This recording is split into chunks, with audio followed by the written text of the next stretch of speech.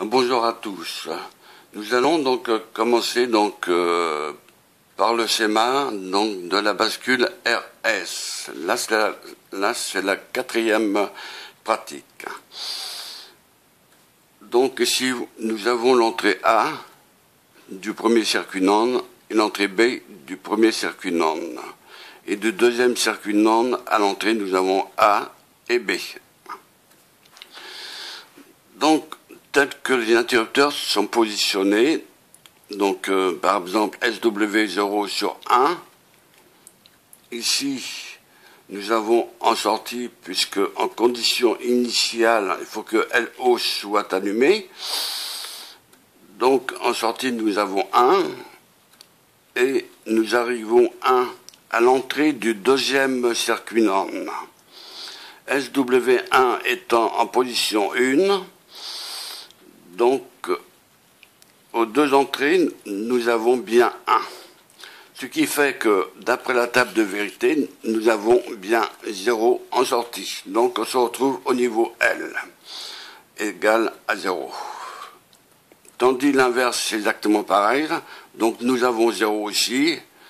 Et si nous mettons l'interrupteur SW0 ici, donc vers le moins, vers la masse, donc les deux entrées seront au niveau bas. S'il se trouve au niveau bas, les deux entrées, nous avons 1. Donc niveau As. Voilà, donc là, ça sera donc en position mémoire. Puisque est déjà au niveau As. Mais ceci étant dit que si nous avons L ici, puis As là, donc à partir du As, donc le niveau 1, imaginons que ce soit le niveau 1 du circuit, du premier circuit NAND, nous avons 1 à l'entrée du deuxième circuit NAND et 0 lorsque l'interrupteur ou 1, peu importe, lorsque l'interrupteur se trouve SW1 sur la position 1. Nous avons bien donc 1 à l'entrée et nous avons bien en sortie du circuit NAND 0, donc au niveau L, et vice versa. Donc il ne faut pas que les deux sorties soient au niveau As, hein, je vous le ferai montrer après, hein, donc je vous le dirai après. Au niveau L, se trouve 0 ici, et là, donc, au niveau 1, donc 0, 1, automatiquement, nous avons 1 en sortie. As est égal à 1, L est égal à 0. Hein. Donc, L0 doit s'allumer, la première lettre doit s'allumer, donc L0, et N1 doit s'allumer en fonction des interrupteurs pour commuter la bascule, hein, soit le premier NAND qui va fonctionner ou soit le deuxième NAND, hein, qui restera soit au niveau bas ou au niveau As et vice versa. Hein. Donc c'est une bascule, hein, comme le nom l'indique. Hein. Voilà, donc faut que les deux sorties soient complémentaires, si vous préférez. Q ici, il faut qu'il soit 1, lui. Q bar, le trait au-dessus de Q, ça veut dire l'inversion par rapport à Q. En d'autres termes, ça veut dire que si nous avons As à Q, nous avons donc automatiquement L en sortie du deuxième circuit NAND, puisque nous avons un trait au-dessus de la lettre Q. Donc Q bar. Q bar est égal à 0. Nous avons donc Q bar étoile. J'ai mis étoile ici parce que parfois, donc, L0 peut peut s'éteindre et N1 peut être resté allumé en fonction de l'alimentation. Lorsque vous allumez le montage, par exemple, il se peut que N1 soit allumé. Alors, dans ce cas-là, faut initialiser le circuit pour que L0 soit au niveau As et N1 soit au niveau L. Maintenant, nous allons passer à la pratique directement, vous allez mieux comprendre. Donc, nous avons câblé le circuit intégré, donc le 74C00, hein, Donc c'est un circuit NAND comme vous l'avez vu. Et nous avons L0 et N1 ici, hein, qui va commander donc ces deux LED là. Donc je vais accabler bien sûr donc le circuit intégré. Hein. Donc j'allume, voilà, le disait là. Et là donc c'est L0 qui est allumé en premier lieu. Et dans un sens tant mieux. Voilà.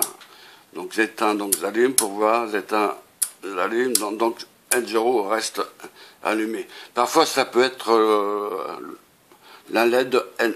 Voilà. Donc là, il faudra donc initialiser L0 pour qu'elle soit allumée. Voilà. Donc les deux interrupteurs, je travaille avec les deux interrupteurs. Il faut que les deux interrupteurs soient en position 1.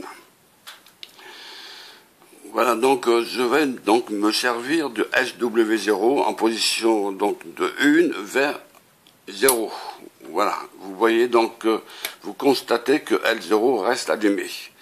De 0 vers la position 1, L0 reste allumé. Ça veut dire qu'elle reste en position mémoire. Je bascule SW1 de 1 vers 0. N1 reste allumé, L0 reste éteinte. Je rebascule de 0 vers 1, SW1. N1 reste allumé et L0 reste éteinte. Donc, position mémoire. Alors, ce que je vous disais tout à l'heure, qu'il ne faut jamais faire ça, donc les deux interrupteurs sur 0, puisque les deux LED s'allument. Donc là, ce n'est plus une bascule RS, là. Donc voilà, donc on verra cela donc un peu plus tard. Donc je recommence, SW0 sur la position 0, L0 est au niveau haut. Je mets SW0 sur la position 1, L0 reste toujours allumé, donc en position mémoire. Je mets maintenant SW1 de la position 1 à la position 0, donc l'interrupteur vers le bas. Et il y a commutation, N1 allumé, L0 éteinte. Nous remettons SW1 sur la position 1. Nous constatons que N1 reste allumé et LO est éteinte. Maintenant, avec SW0, on met de la position 1 vers la position 0 et on constate que L0 est allumé cette fois-ci. Je remets SW0 en position 1, L0 reste allumé, donc elle se trouve en position mémoire, la bascule. Et vice versa, donc avec le SW1, donc de la position 1 vers la position 0, N1 s'allume et L0 s'allume. L0 est éteinte. Voilà, donc même si je reviens donc en position 1, SW1 en position 1, L1 reste allumé et L0 reste éteinte. Voilà, donc, et pour l'autre interrupteur, c'est exactement le même système. Hein. Donc, on peut faire bien sûr ça donc avec l'oscillateur. Hein. Donc, mais ça, on verra après. Voilà. Alors, ce qu'il ne faut pas faire, donc mettre les deux interrupteurs en position 0. Hein, parce que ça se fait pas, parce que enfin donc il y a une condition à cela, puisque les deux entrées, donc enfin toutes les deux même sont au niveau 1. Vous voyez, donc là, donc j'ai mis donc les deux interrupteurs sur la position 1. J'éteins mon dieselap, N1 s'éteint. J'allume le dieselap, et vous voyez, c'est L0 qui passe, qu'elle s'allume. Voilà. Donc, la condition. Donc, le SW0, donc de 0 à 1, donc elle reste, donc la LED L0 reste allumée, et l'autre de donc SW1 de la position 1 à la position 0, la LED N1 reste allumée. Et en mettant SW1 sur la position 1, la LED L1 reste allumée. Et ainsi de suite, L0 reste allumé vu que j'ai déplacé donc l'interrupteur SW0 vers le bas. Hein, donc c'est-à-dire de la position 1 vers la position 0. Et vice-versa pour le SW1 de la position 1 vers la position 0, la LED L1 reste allumée et la LED L0 reste éteinte en position mémoire toujours. Alors, ce qu'il ne faut pas faire, donc, c'est les deux interrupteurs sur 0 parce que les deux LED s'allument puisque vous allez monter à ce moment-là tous les deux circuits NAND à l'intérieur. Hein. Donc, puisque je me suis servi, donc les deux circuits NAND hein, que je remets donc le schéma, hein, si vous mettez donc les deux, donc SW0 sur la position 0 et SW1 sur la position 0, c'est systématiquement les entrées. Là, donc, la première entrée donc, se trouve au niveau 1 et la deuxième entrée du deuxième circuit NAND se trouve au niveau 1 aussi. Donc, toutes les deux donc, se trouvent au niveau AS. Donc, cette condition est formellement, je dis bien, est formellement interdite. Hein. Donc, en électronique, ça ne fonctionne pas comme ça. Voilà, donc, il faut qu'il y ait un des deux interrupteurs soit en position 1. Voilà. Donc, je répète, donc ici, donc, vous voyez, donc là, il reste en position mémoire. Lorsque je bascule de 1 à 0. Là, je mets le SW0 vers le levier du bas. Donc, vers le bas. Donc SW0 est égal à 0, donc L0 est égal à 1. Donc au niveau AS, comme sur le schéma que je vous ai donc montré. Donc nous avons bien AS-L. Voilà, donc dès le départ. Hein. Donc tout fonctionne à ce niveau-là. Voilà. Voilà, donc nous allons donc passer donc à la théorie maintenant, et vous verrez. Vous allez mieux comprendre donc au niveau de la théorie qui correspond bien sûr à cette pratique-là. Hein. Je vous remercie de votre écoute et je vous dis donc à bientôt et je vous souhaite encore tous mes meilleurs vœux pour cette nouvelle année. À bientôt. Merci.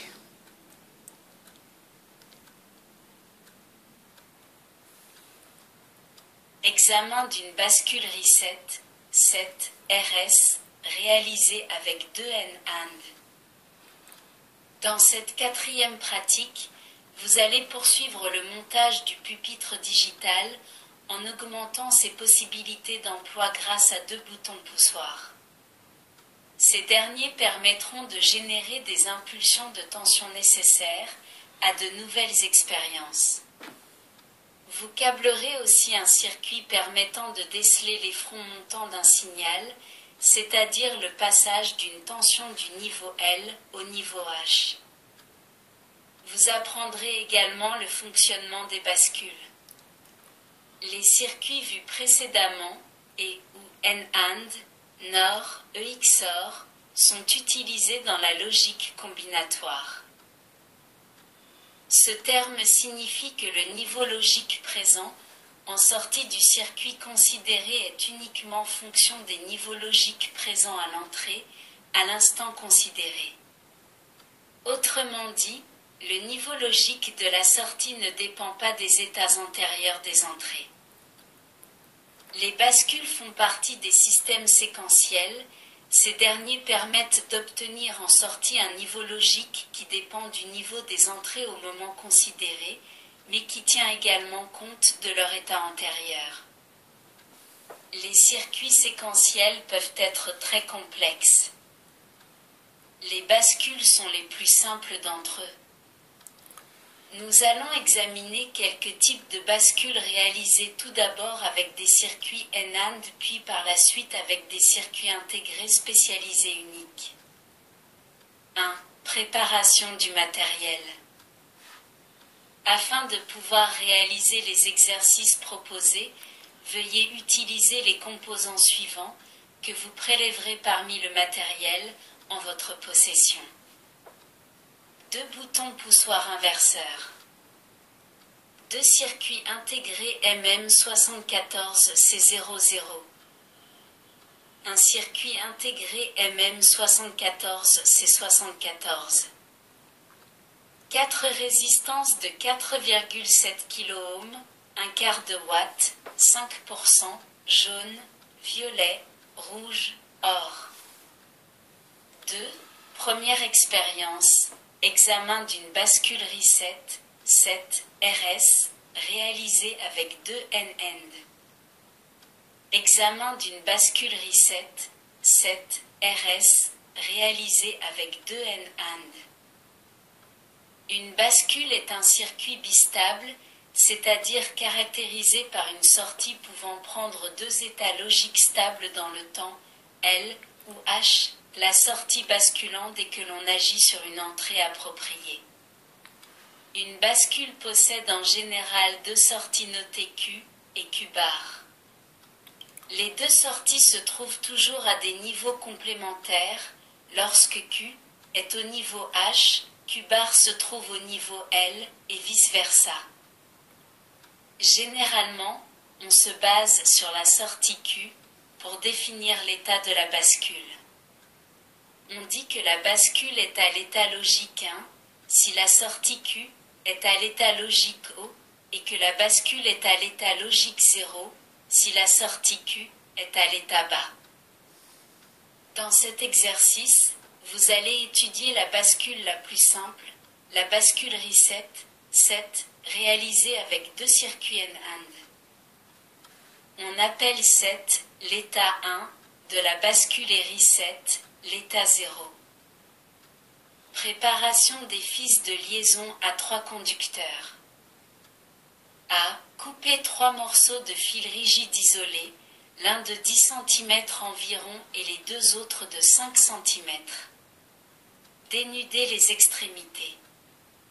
Relier les 3 fils entre eux à une extrémité en les torsadant, puis en effectuant une soudure comme représenté figure 1. B. Procéder comme ci-dessus. Préparer 2 autres fils de liaison à 3 conducteurs.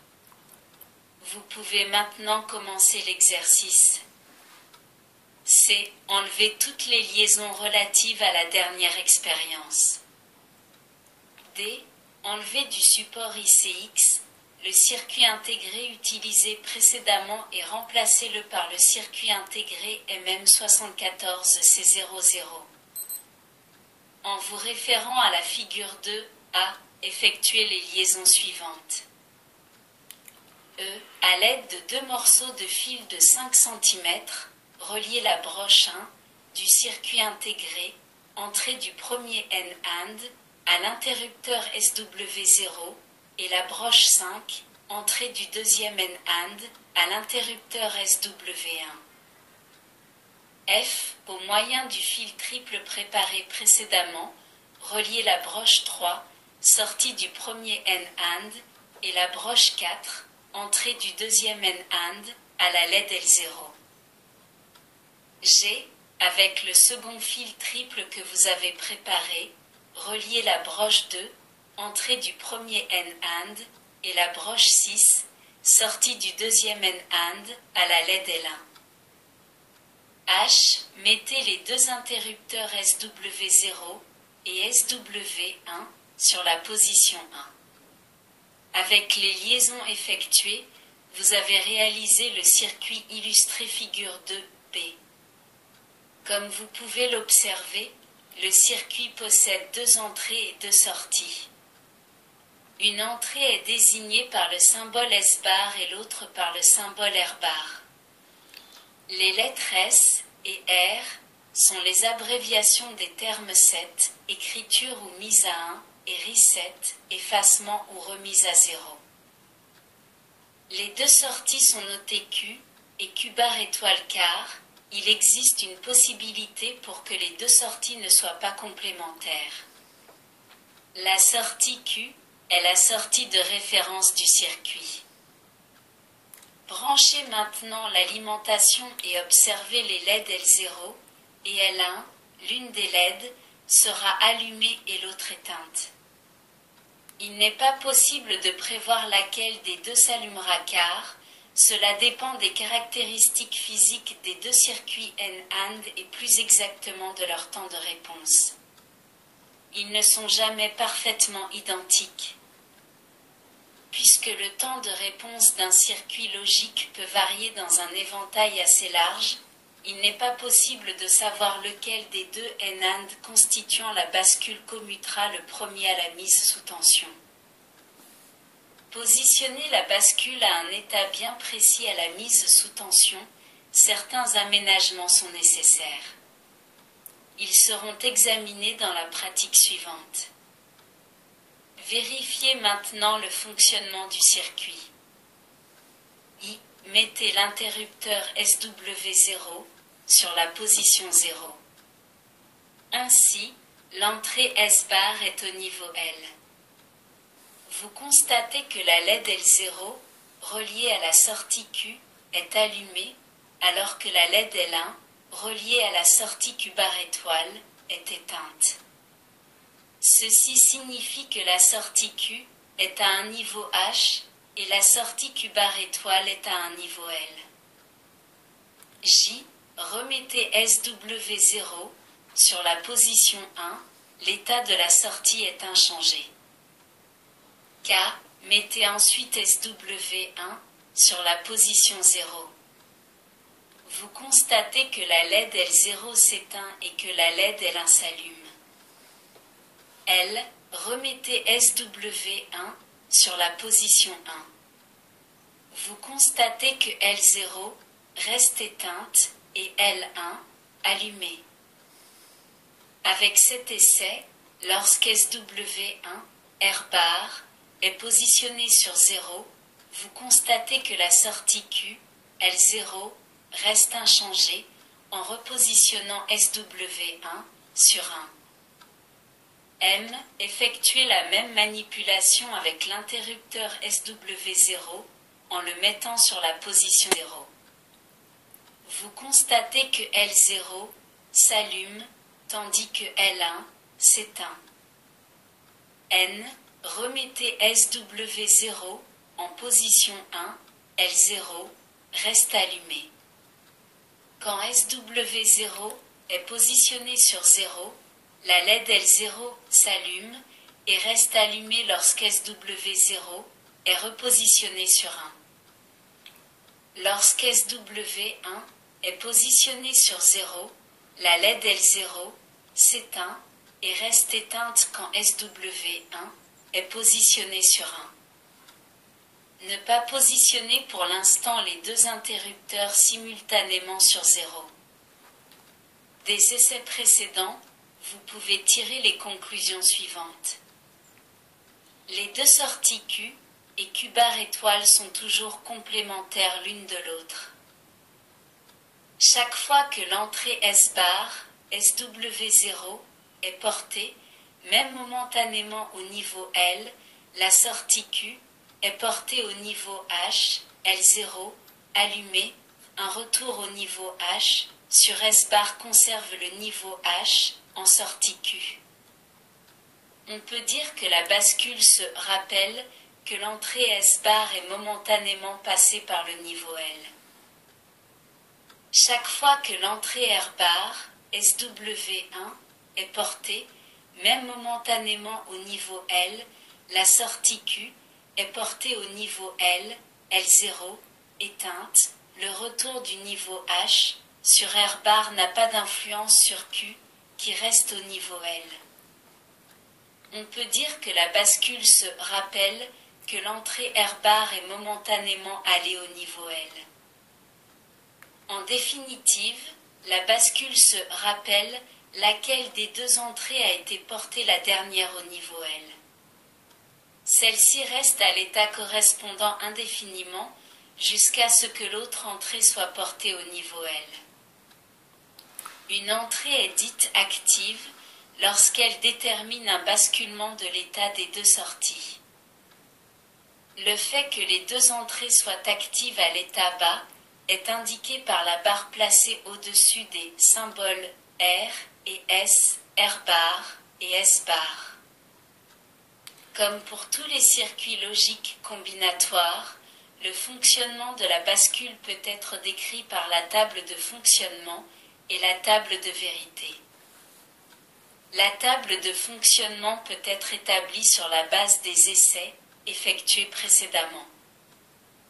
Lorsque les deux entrées S bar et R bar sont toutes les deux portées au niveau H, la bascule ne change pas d'état. L'état des sorties est déterminé par une des deux entrées portées antérieurement au niveau L. Cette condition est généralement représentée par Q0 et Q bar 0, ce que vous retrouvez dans la première ligne de la table de fonctionnement de la figure 3A. Dans la dernière ligne de la table, il existe une combinaison des niveaux d'entrée qui n'a, jusqu'à présent, pas été essayée. Il s'agit du cas où les deux entrées sont au niveau L. Pour voir ce qui se passe dans ce cas, effectuez les opérations suivantes. A. Mettez les deux interrupteurs SW0 et SW1 sur la position 0. Vous constatez que L0 et L1 sont toutes les deux allumées. Ceci est contraire au fonctionnement classique d'une bascule qui, habituellement, voit ses sorties prendre des niveaux complémentaires. B. En positionnant simultanément les deux interrupteurs SW0 et SW1 sur 1, vous constatez qu'une des deux LED s'éteint selon l'entrée qui atteint la première le niveau H. Il en résulte que l'état de la bascule est indéterminé lorsque les deux entrées positionnées à L sont portées à un niveau H, état de repos. C'est pourquoi cette combinaison R bar égale 0 et S bar égale 0 des niveaux d'entrée est indésirable. Dans la figure 3B, vous est représentée la table de vérité de la bascule Reset 7. Vous passez immédiatement de la table de fonctionnement à la table de vérité en associant au niveau logique L le chiffre 0, au niveau logique H le chiffre 1. En résumé, la bascule Reset 7, souvent désignée par le sigle RS, est un élément de mémoire qui a les caractéristiques suivantes. Les deux entrées S bar et R bar sont à l'état de repos quand elles sont au niveau H. Un niveau logique L, appliqué sur S bar, fait basculer la sortie Q à un niveau H, cet état est également 17. Un niveau logique L, appliqué sur R bar, fait basculer la sortie Q à un niveau L, cet état est également 17. Un niveau logique L, appliqué sur les deux entrées R bar et S bar, fait basculer les deux sorties à un niveau H. Quand les deux entrées reviennent à l'état de repos H, la bascule passe à un état indéterminé. Donc la combinaison d'entrées L est indésirable. Pour conclure, la bascule RS permet de mémoriser le passage au niveau L de l'une des deux entrées. Les emplois de ce circuit sont multiples, comme vous pouvez vous en rendre compte en poursuivant les manipulations.